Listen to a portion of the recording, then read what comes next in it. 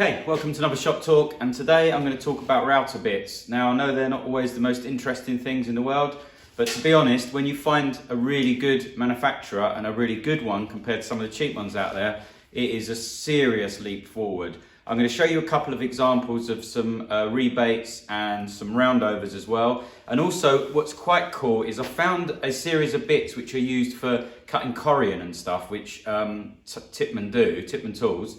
And I've discovered it's amazing on doing roundovers on resin. So if you're doing resin edges, then if you've ever had the little bits of tear out or like juddering, these new bits are absolutely perfect for resin. So let's have a quick look. Right, so I'm not going to go through every single bit they do, obviously, and we all know what a router does, but I just want to highlight a few of the bits that got me really excited about Tippmann and the quality. So first of all, it was this flush trim bit.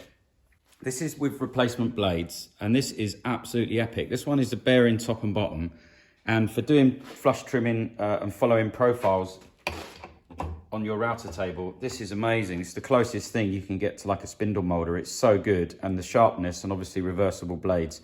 This is epic. I'll put a link in the description to this one.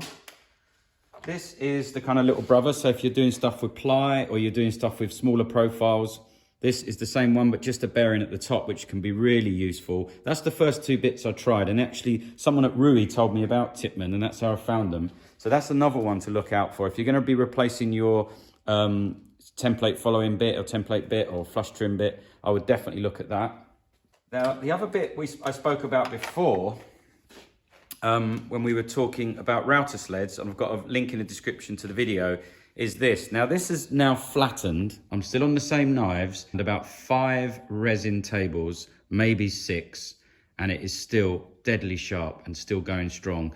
The results on this are just stunning. So if you check out the router sled system that I'm using in combination with the Take 1 2 cart and the Tippmann bit, it's just bliss to work with, and people have been mentioning me getting a CNC. Down the line, it may be something I get, but I need a lot more room. This is the most effortless and nicest way to flatten a sled. I'll just give you a quick look if you've not seen it, this thing in action.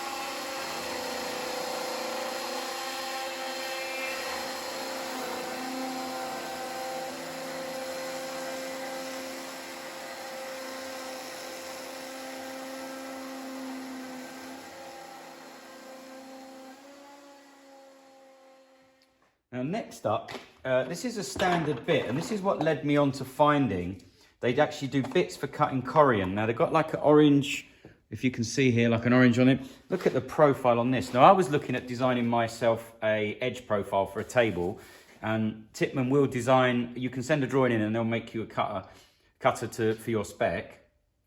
But I come across this, and this is absolutely killer. Even the bearing has got the chamfer, so it follows. Now this, as I say, is designed to cut corian or, you know, high pressure laminates and stuff. Now on resin, I tried this and it's absolutely awesome. Such a clean cut.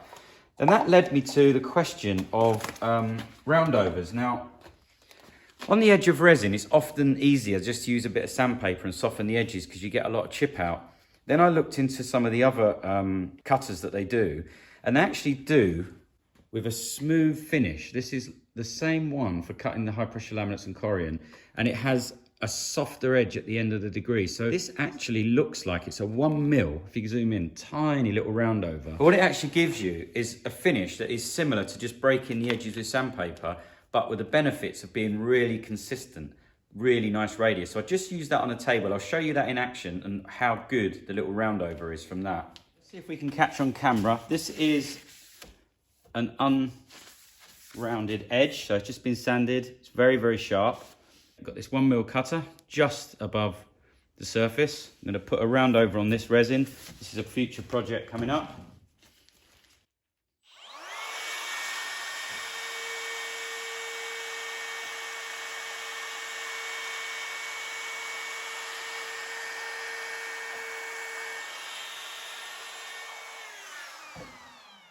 Okay, let's get in and have a look. You can see, so we've just lost that edge. Let's see if I can get you in on the join there. And there it is there. Real micro round over. I love it. So it saves having to sand it. It's giving you that edge, which is not too sharp for anybody, but it breaks it without using sandpaper. So you can see there how well that cuts resin and how really, really minute the round over is. Literally like you've just gone on it with a bit of sandpaper and broken the edge.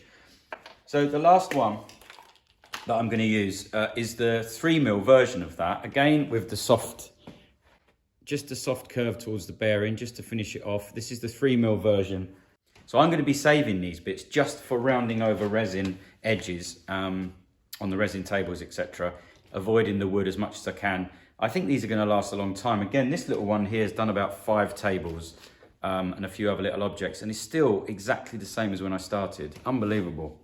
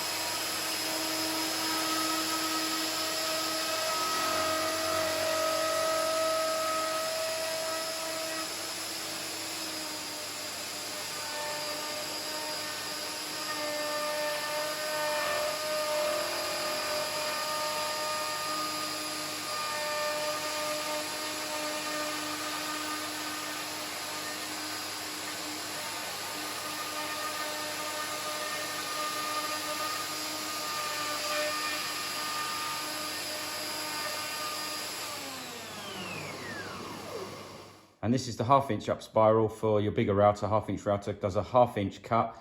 I use that first when I'm putting in the channel just to clear the main bulk. Then I dip down with the 8mm shank cutter and remove the rest. Both of them using the guides, insert guides here. So this is without a doubt the cleanest up spiral I've ever used in oak. You know how the oak on the very, very edge can sometimes have that little tears? Well, this is absolutely unreal. So I'll just show you that in demonstration. I'm just doing a hi-fi cabinet at the moment. So I'm going to cut some rebates for some rib panels and I'll show you how that performs.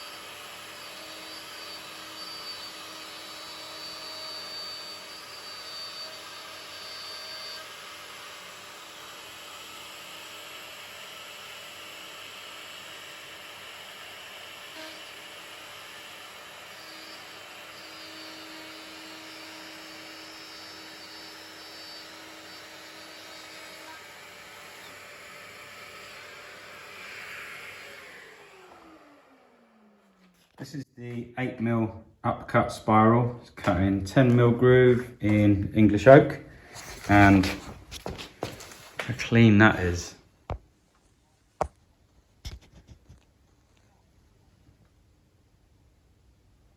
Absolutely fantastic, that.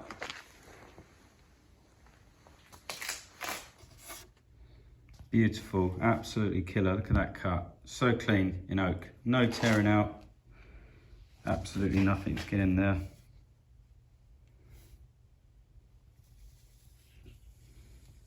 Superb cut.